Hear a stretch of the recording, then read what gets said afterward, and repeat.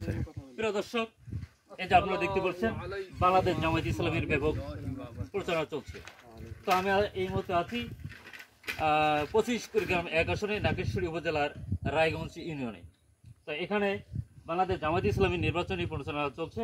তো আমি তাদের সঙ্গে একটু কথা বলবো। তো ভাই, সকল দল বলতেছে যে তরুণদের প্রথম ভোট দাঁড়িপাল্লায় হোক, আমার বলতেছে তরুণদের প্রথম ভোট ধানের শীষে হোক, আবার হাত পাকায় হোক, সবাই তরুণদেরকে নিয়ে কথা বলতেছে। তো আপনি তো একজন তরুণ মানুষ, যুবক মানুষ, তো আপনার মতে আসলে কোন দলকে সাপোর্ট করাটা ভালো হবে?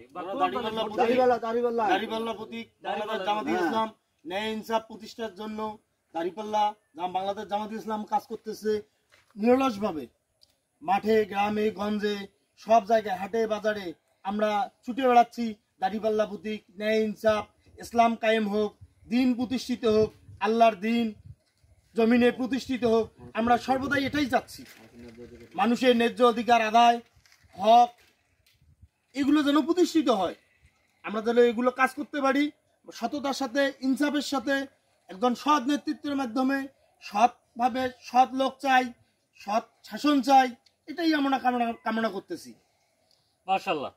এখন আমরা বুঝতে পারলাম যে যুবকরা এখন দাড়িপাল্লা বা জামাতে ইসলামের প্রতি তাদের আগ্রহ বেড়ে গেছে, কারণ তাদের ভাষ্য অনুযায়ী বাংলাদেশ জামাতে ইসলামে দুর্নীতি নেই, চাঁদাবাজি নেই, কোনো বাটপারি নেই।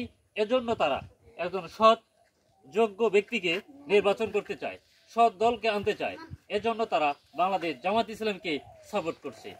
বাংলাদেশের যুবকরা এখন বাংলাদেশ জামাত ইসলামকে চায়, দাড়িপাল্লাকে চায়। ধন্যবাদ ভাই, ভালো থাকবেন।